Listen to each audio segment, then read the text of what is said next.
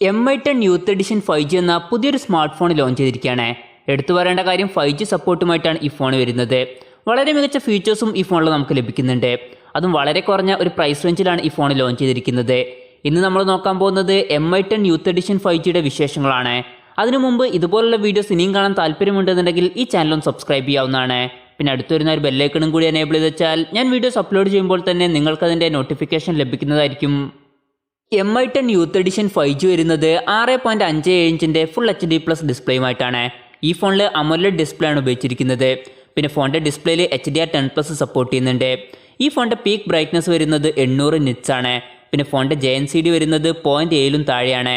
അതായത് വലിയ colour difference ഒന്നും നമുക്ക് കാണാൻ പറ്റില്ല. അപ്പോൾ കുറച്ചും കൂടി നാച്ചുറൽ ആയിട്ടുള്ള കളറുമായിട്ടായിരിക്കും ഈ ഫോൺ വരിക. 150 Hz ടച്ച് സാമ്പിളിംഗ് റേറ്റുമായിട്ടാണ് ഈ ഫോൺ വരുന്നത്. അപ്പോൾ നല്ലൊരു ടച്ച് എക്സ്പീരിയൻസ് ഈ ഫോണിൽ നമുക്ക് ലഭിക്കും. പിന്നെ ഈ ഫോണിൽ കൂടിയ റിഫ്രഷ് റേറ്റ് ഒന്നും കൊടുത്തിട്ടില്ല. 60 Hz റിഫ്രഷ് റേറ്റുമായിട്ടാണ് ഈ ഫോൺ വരുന്നത്. പിന്നെ വാട്ടർ ഡ്രോപ്പ് നോച്ച് ഡിസൈനിലുള്ള ഒരു നോച്ച് കൊടുത്തിട്ടുണ്ട്. ഫോണിൻ്റെ ഫ്രണ്ടിൽ നമുക്ക് ഗൊറില്ല ഗ്ലാസ് 5ൻ്റെ പ്രൊട്ടക്ഷൻ ലഭിക്കുന്നുണ്ട്. പിന്നെ കണ്ണിനൊന്നും വല്ലാതെ സ്ട്രെയിൻ വരാതിരിക്കാൻ വേണ്ടിയിട്ട് TUV റെയിലൻ സർട്ടിഫൈ ചെയ്തിട്ടുള്ള ഡിസ്പ്ലേയുമായിട്ടാണ് ഈ ഫോൺ വരുന്നത്. ഈ ഫോണിൽ നമുക്ക് DC ഡിമ്മിംഗ് എന്നുള്ള ഫീച്ചർ ലഭിക്കുന്നുണ്ട്. ഇൻ ഡിസ്പ്ലേ ഫിംഗർ പ്രിൻറ് സെൻസറുമായിട്ടാണ് ഈ ഫോൺ വരുന്നത്. അപ്പോൾ ഓവറോൾ അത്യാവശ്യം നല്ലൊരു ഡിസ്പ്ലേ ആയിരിക്കും ഈ ഫോണിൽ നമുക്ക് ലഭിക്കുക. പെർഫോമൻസിനെ പറ്റി പറയുകയാണെങ്കിൽ സ്നാപ്ഡ്രാഗൺ 765G എന്നുള്ള പ്രോസസ്സറുമായിട്ടാണ് ഈ ഫോൺ വരുന്നത്.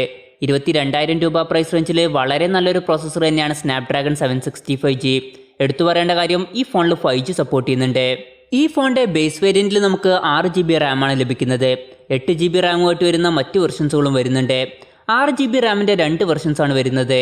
അതിൽ ഒരു വെർഷനിൽ 64GB ഇൻറ്റേർണലും മറ്റൊരു വെർഷനിൽ 128GB ഇൻറ്റേർണലുമാണ് വരുന്നത്. 8GB റാമിൻ്റെയും 2 വെർഷൻസ് വരുന്നുണ്ട്.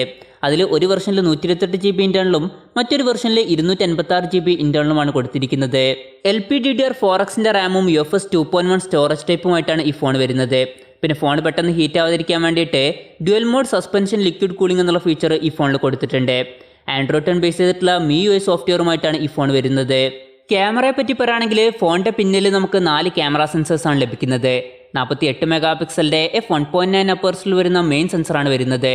പിന്നെ 8 മെഗാപിക്സലിൻ്റെ f2.2 അപ്പേഴ്സിൽ വരുന്ന അൾട്രാ വൈഡ് ആംഗിൾ ലെൻസ് വരുന്നുണ്ട്. ഇതിൻ്റെ ഫീൽഡ് ഓഫ് വ്യൂ വരുന്നത് 120 ഡിഗ്രിയാണ്. പിന്നെ 8 മെഗാപിക്സലിൻ്റെ f3.4 അപ്പേഴ്സിൽ വരുന്ന ഒരു ടെലിഫോട്ടോ ലെൻസ് വരുന്നുണ്ട്. എടുത്തു പറയേണ്ട കാര്യം ഇതിൽ 5x ഒപ്റ്റിക്കൽ സൂം സപ്പോർട്ട് ചെയ്യുന്നുണ്ട്. അതുപോലെ 10x ഹൈബ്രിഡ് സൂമും സപ്പോർട്ട് ചെയ്യുന്നുണ്ട്. പിന്നെ 50x ഡിജിറ്റൽ സൂമും സപ്പോർട്ട് ചെയ്യുന്നുണ്ട്. പിന്നെ നാലാമത് 2 മെഗാപിക്സലിൻ്റെ f2.4 അപ്പേഴ്സിൽ വരുന്ന ഒരു മാക്രോ ലെൻസും കൊടുത്തിട്ടുണ്ട്. ഫ്രണ്ടിൽ നമുക്ക് 16 മെഗാപിക്സലിൻ്റെ സെൽഫി ക്യാമറയാണ് ലഭിക്കുന്നത്. പിന്നെ ഈ ഫോണിൽ NFC അതുപോലെ IR ബ്ലാസ്റ്റർ പോലുള്ള ഫീച്ചേഴ്സൊക്കെ കൊടുത്തിട്ടുണ്ട്. ഈ ഫോണിൽ 3.5mm ഓഡിയോ ജാക്കും കൊടുത്തിട്ടുണ്ട്. ബാറ്ററിയെ പറ്റി പറയുകയാണെങ്കിൽ 4160 mAhൻ്റെ ബാറ്ററിയുമായിട്ടാണ് ഈ ഫോൺ വരുന്നത്. ഈ ഫോണിൽ 22.5 വാട്ടിൻ്റെ ഫാസ്റ്റ് ചാർജിങ് സപ്പോർട്ട് ചെയ്യുന്നുണ്ട്. Type-C ചാർജിങ് പോർട്ടുമായിട്ടാണ് ഈ ഫോൺ വരുന്നത്. ഈ ഫോൺ ഇപ്പോൾ ഇന്ത്യയിൽ ലോഞ്ച് ചെയ്തിട്ടില്ല. ഇപ്പോൾ ചൈനയിലാണ് ഈ ഫോൺ ലോഞ്ച് ചെയ്തിരിക്കുന്നത്. ഈ ഫോണിൻ്റെ ബേസ് വേരിയൻറ്റിൻ്റെ വില വരുന്നത് 2099 യുവാനാണ്. അതായത് ഏകദേശം 22,000 രൂപ.